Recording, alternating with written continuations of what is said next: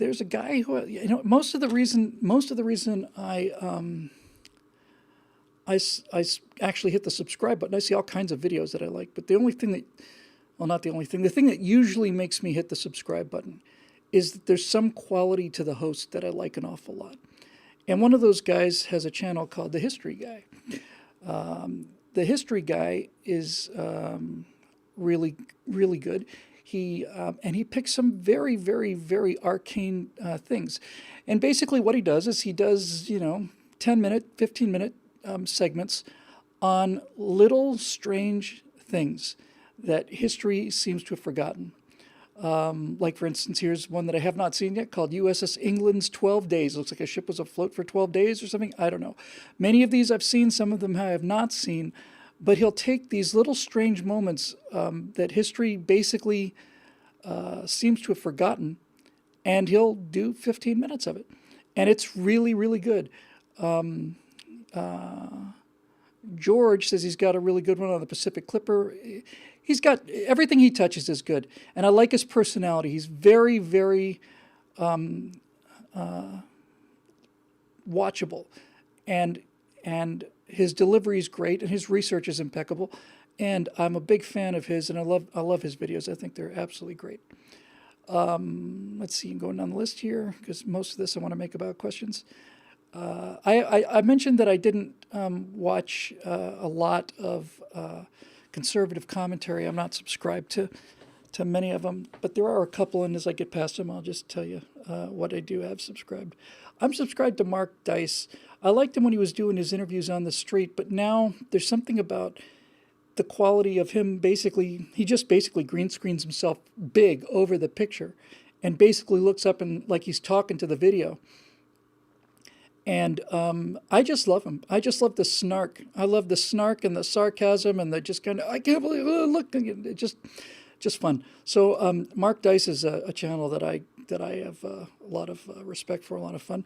And I'm subscribed to Stefan Molyneux's channel, although I haven't listened to him for almost a year now, just for some reason or another, just hasn't really come up. So I'm looking around just for ones that I think are worth sharing. This one you can't take too much of, but there's a channel called SJW Cringe Machine. In fact, it looks like they've only got 3 videos. Yeah. But basically, yeah, in fact, forget that one. There's just nothing here. I just subscribe to it because it basically takes a look at all of these social justice warriors doing these appalling things. But I see now there's only 3 entries and so on. Now, here's one I mentioned before on the show, and it's really, really important. If you like, if anything I say about the pop culture and the fusion of computer graphics, video games, movies, all of this together, then this channel is something you need to see, and it is great. I think it's basically discontinued, but it's absolutely great.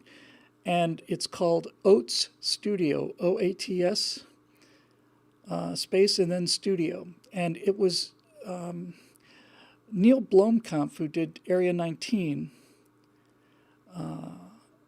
and the one with the city in the sky, whatever the hell that was. Yeah, Utopia, whatever. He's a pretty anti-American guy. I thought he was South African. He may be, but he speaks with a perfect American accent. In any event, he's made a bunch of shorts here. And Oats Studio is, they've got like these different series. Some of them have 3 installments. Some of them have 1. Some have 2. It's like all of them. Elysium, thank you. Eric, I was actually thinking, it certainly is set up to let you think that these are ongoing webisodes that he'd put together, but some of them haven't been touched for 2 years. Nevertheless, they're fantastic. They're just absolutely fantastic. They are they're like one of the best combination of live action and 3D animation that I've ever seen. And Blomkamp's films, I saw Area 18, Area 19? I forget now. District 9. I keep saying Area 19. Sorry about that. District 9. I saw District 9 when it came out several years ago, and I simply could not ever. I couldn't believe that CG elements could be that well integrated into live action footage. It's just magnificent work. But he's got a bunch of these little short science fiction series. One series called Adam, one called Raka with Sigourney Weaver. The one with Adam is all computer generated, but it's got Christian Bale as the lead character. And it's just really, really good stuff. Really good stuff.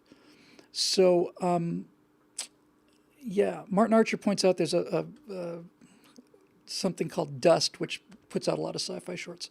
I don't know if I have them subscribed. But if you really want to see where the future is, I cannot recommend this highly enough. Oats Studios is the name of the channel, and it is, and as it turns out, long after I've been talking about this, I'm not saying he got it from me, mind you, but long after I've been talking about this, I saw an interview with him where he basically says television, movies, and video games are all coming together. They're forming this kind of content that has elements of all of them, and I think he's absolutely right. These installments, I'm looking at them now. Raka, first episode is 21 minutes. Firebase is 26 minutes. Zygote is 22 minutes. That's a really good length for this age. And I really thought that we were going to be seeing all of these things continued. I was very, very disappointed that they're not. Like I said, I don't agree much with his politics, but I actually think he's probably further ahead of the cultural curve than anybody that I know of out there. Just terrific. Really, really, really good. Let's see, moving down here.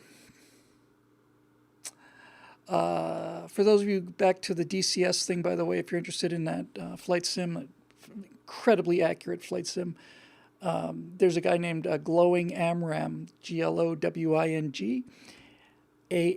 Aamram.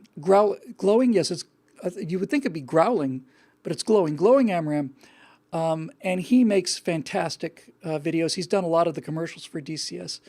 If you really just want to see just beautiful, Glowing Amram would be the guy to go. Glowing, I guess, from the tail exhaust. Amram is the advanced medium-range air-to-air missile. And so it's all flight sim stuff. It's very, very, very good. I'm going to go here. I am.